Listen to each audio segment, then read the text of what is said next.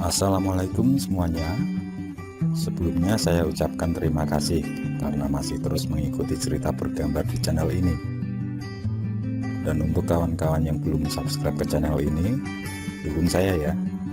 Klik tombol subscribe dan klik logo lonceng untuk bisa berlangganan gratis di video cerita bergambar selanjutnya.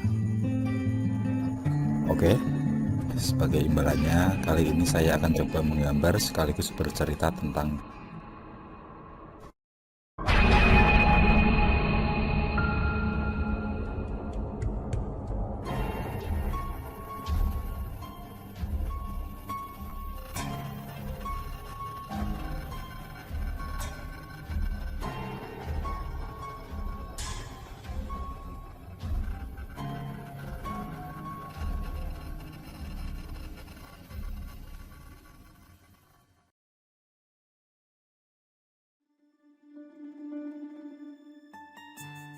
Siang itu, Arman minum dan pesan makanan di sebuah kafe sambil menunggu kedatangan Santi, pacarnya. Dia akan memberitahu beberapa lowongan pekerjaan yang dicarinya selama ini. Perlahan, rokok dihisapnya. Tiba-tiba, dia mendengar suara gending Jawa di telinganya. Syahdu membuatnya sedikit terlena, dan dia dikagetkan dengan kehadiran seorang nenek. Dengan seksama, Arfan mengamati nenek tersebut. Dari gaya berpakaiannya, seperti bukan seorang pengemis. Dengan jari yang masih cukup bagus dan pakaian ala sinden, dia mendekat ke arah Arfan. Nak, tolong minta sedikit uang. Nenek belum makan. Dikeluarkan dompet dan dihunus uang 10.000. Arfan memberikan pada nenek itu. Setelah bilang terima kasih, nenek itu bertanya, Kemana teman-temanmu? Kenapa kamu sendirian? sudah pada kerja, Nek? Entah kenapa aku sulit mendapat kerja seperti mereka, jawab Arfan. Si nenek berkata sambil memegang pundaknya. Tak lama lagi kamu segera mendapat kerja, Nak. Tapi berhati-hatilah. Amin. Maaf, Nek, aku ke belakang dulu ya, jawab Arfan sambil berdiri. Dia pun beranjak menuju toilet. Baru beberapa langkah, ia teringat dengan dompet yang tertinggal di meja. Segera dia kembali lagi. Arfan heran ketika melihat nenek itu sudah menghilang. Sambil meraih dompet, dia melihat sekeliling, tapi tidak nampak nenek itu. Cepat sekali langkahnya, pikir Arfan. Karena penasaran, dia pun bertanya pada pegawai kafe tentang keberadaan nenek itu. Pegawai kafe itu berkata kalau dia tidak melihat siapapun sejak kedatangannya. Dengan terheran, kembali dia melangkah menuju toilet. Tapi tiba-tiba Santi memanggil. Kembali dibatalkan tujuannya untuk ke toilet. Dia kembali terduduk berdampingan dengan Santi. Gadis sederhana, namun tampak mempesona di matanya. Saat ini dia bekerja di sebuah hotel. Wanita inilah yang bisa menerima Arfan apa adanya. Meskipun dalam 2 tahun ini dia sibuk mondar-mandir mencari kerja, tapi Santi terus memberinya semangat. Dan itu membuatnya lebih giat melamar kerja di setiap ada lowongan. Santi mulai membahas tentang beberapa lowongan pekerjaan yang cocok dengan Arfan. Terlihat gerak bibirnya yang sesekali diikuti dengan senyum manis. Kenapa aku rasakan sulit mendapat kerja ya, San? Padahal belum selesai ucapan Arfan, tiba-tiba muncul gadis cantik yang langsung duduk di samping Santi. Kulitnya putih dengan rambut sebahu. Maaf, San, aku telat. Santi memperkenalkan gadis itu dengan Arfan. Namanya Dewi. Dia merupakan teman kerja Santi. Dewi sengaja diundang Santi untuk memberitahu Arfan tentang kantor kakaknya yang sedang membuka lowongan. Gadis itu akan membantunya agar bisa mendapatkan kerja di sana. Santi bercerita banyak tentang kamu. Dia ingin agar kamu segera mendapatkan kerja dan secepatnya minta kamu lamar. Sudah tidak sabar untuk menikah dia. Ucapnya sambil melirik Santi yang tersenyum genit. Biar orang tuaku tidak terus-terusan bertanya. Ucap Santi. Tak lama kemudian, pesanan makanan datang.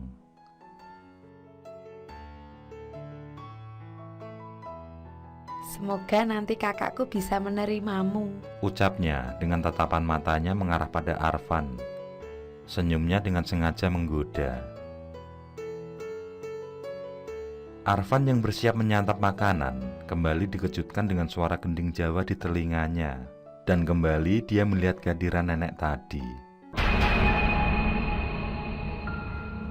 Dia menatap tajam dari seberang jalan. Tapi hanya sebentar Arfan melihatnya. Dia kembali menghilang bersama sebuah mobil box melintas.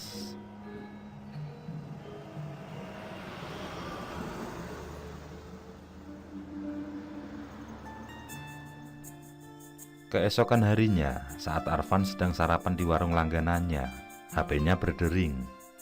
Dan ternyata itu adalah Dewi. Dia memberitahu kalau sekarang dia sudah menunggu di kantor kakaknya. Disuruhnya agar Arfan segera menyusul. Tanpa pikir panjang, dia langsung beranjak dari tempat duduk. Tambahkan kebunku dulu, Mang. Besok pasti ku bayar semua. Ucapnya sambil menaiki sepeda motor.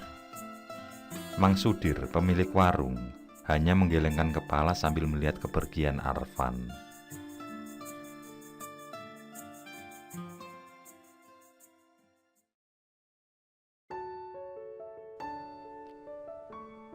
Sesampai di kantor yang terlihat cukup sibuk para pegawainya, Arfan disambut dengan senyum Dewi yang menawan. Tangannya diraih seperti orang yang sudah kenal akrab.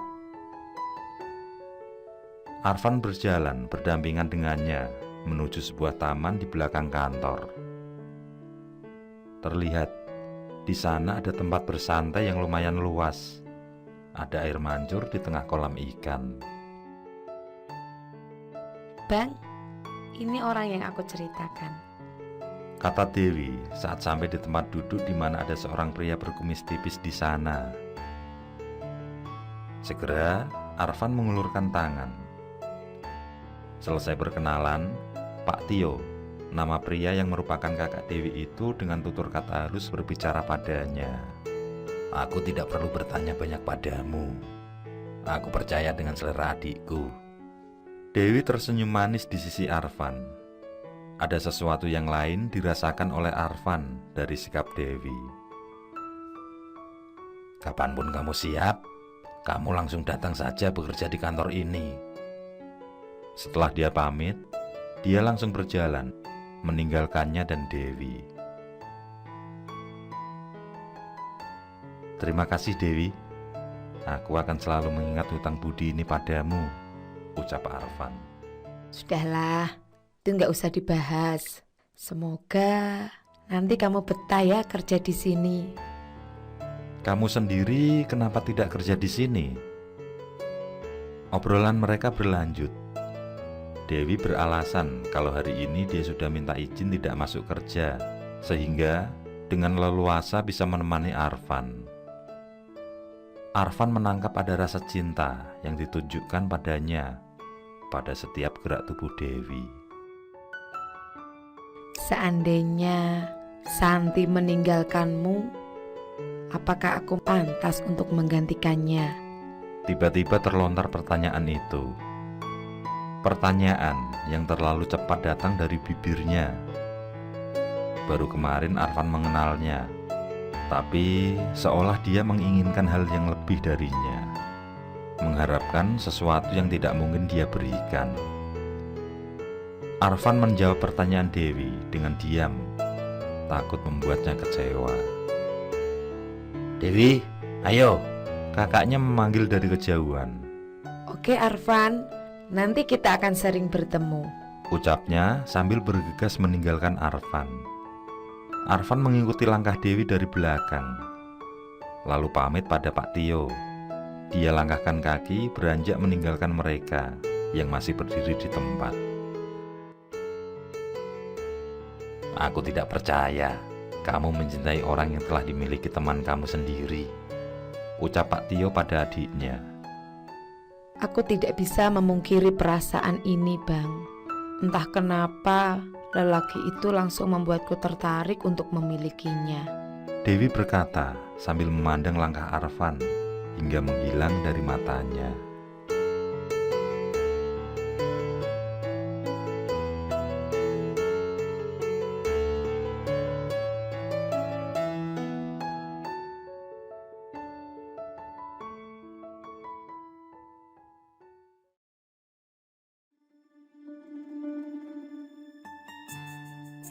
Sebulan kemudian, Arfan menyembunyikan sikap Dewi yang selalu menggodanya dari Santi. Dia merahasiakan cinta yang diinginkan Dewi. Bahkan Pak Tio, kakak Dewi, selalu ikut campur tangan dalam masalah pribadinya. Kakaknya itu mengharap agar Arfan memutuskan hubungan dengan Santi dan menerima adiknya sebagai kekasihnya yang baru. Karena Dewi mempunyai sikap yang selalu nekat dalam menghadapi persoalan hidup yang sulit, gadis itu tidak pernah main-main dengan ucapannya, apalagi yang mengandung ancaman. Malam ini Arfan sudah bersiap hendak menemui orang tua Santi. Dia sudah berjanji akan mengungkapkan keseriusan hubungannya. Saat akan berangkat, gending Jawa yang mengalun syahdu kembali terdengar. Arfan melihat kemunculan nenek yang pernah menemuinya dulu. Nenek itu memandangnya dengan tajam. Arfan berniat mendekat, tapi muncul Dewi dengan mobil mewahnya. Malam, Bang. Rapi begitu. Mau kemana? Tanya Dewi dari dalam mobil. Penglihatan Arfan sejenak beralih. Aku akan ke rumah Santi. Aku akan menemui orang tuanya untuk membicarakan pernikahan, jawab Arfan sambil menengok kembali nenek itu. Tapi sang nenek sudah menghilang dari tempatnya, dan terlihat ada kebencian muncul dari wajah Dewi. Maaf Dewi, mungkin sekarang saatnya kamu mencari lelaki lain. Lepaskanlah aku agar berbahagia dengan Santi, ucap Arfan. Arfan, jika aku tidak bisa memilikimu, maka tak akan ada perempuan lain yang mendampingimu. Selesai berkata, Dewi langsung tancap gas dan berlalu dari hadapan Arfan.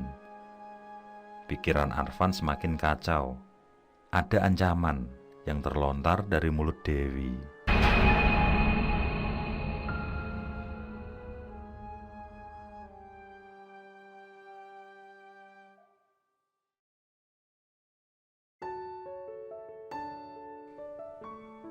Hari ini adalah hari pernikahan Arfan dan Santi. Setelah seminggu bertemu dengan orang tua Santi, Arfan langsung membawa orang tuanya untuk datang melamar. Hingga terjadi kesepakatan hari ini, hari sakral yang akan selalu dikenang. Dengan persiapan yang matang, akhirnya tidak ada kekurangan dari hari penting ini. Tampak raut muka yang begitu bahagia terpancar di wajah kedua mempelai.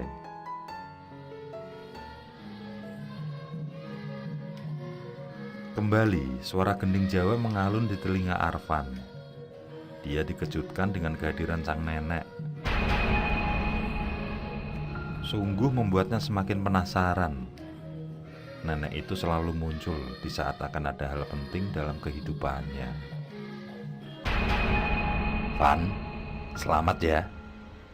Semoga Santi menjadi jodoh yang setia buat kamu. Pak Tio mengagetkan Arfan. Terima kasih Pak. Mana Dewi? Katanya nanti ke sini. Semoga dia mampu meredam semua ini, Setelah berbincang sebentar, tiba-tiba Santi berteriak histeris menemui Arfan. "Ada apa, San?" Dewi bang, Dewi. Dengan gemetar, Santi berbicara sambil mengatur nafas. Pak Tio yang masih berada di sebelah Arfan ikut tegang menunggu ucapan Santi. Dewi akan bunuh diri jika kita tidak menemuinya sekarang. Arfan dan Pak Tio saling pandang sejenak. Kemudian Arfan melihat jam tangan sambil berkata, "Upacara ijab kabul kita masih 2 jam lagi. Sebaiknya kita coba menemui Dewi." Santi menunjukkan lokasi yang berjarak sekitar 15 menit dari mereka. Kemudian mereka bergegas menuju mobil Pak Tio dan langsung melaju.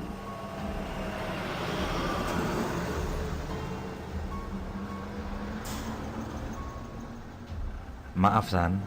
Aku ingin berbicara padamu tentang hubunganku dengan Dewi. Aku tidak mau ada salah paham setelah pernikahan kita nanti." Di dalam mobil yang melaju kencang, Arfan menceritakan kisahnya dengan Dewi.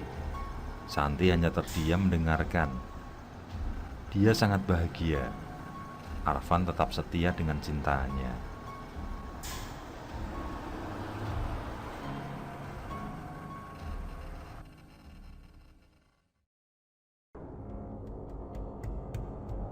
Hingga tampak Dewi berdiri di atas gedung lantai 6. Dia bersiap menjatuhkan dirinya di sana. Tampak keadaan sekitar mulai ramai. Orang-orang memandang ngeri ke arah Dewi. Pak Tio, Arfan dan Santi bergegas menuju ke sana. Sayang, lift yang akan mereka naiki sedang dalam perbaikan. Mereka langsung menaiki tangga. Dengan tergopoh-gopoh, Santi mengikuti Pak Tio dan calon suaminya. Hingga saat akan tiba di tempat Dewi, Santi terpeleset. Tubuhnya terbanting. Kepalanya menghantam salah satu tangga hingga retak dan mengeluarkan banyak darah. Dengan cepat, Arfan berlari turun menuju Santi. Darah yang berceceran membuatnya tergelincir hingga terjatuh menghantam tembok. Dia pun pingsan seketika.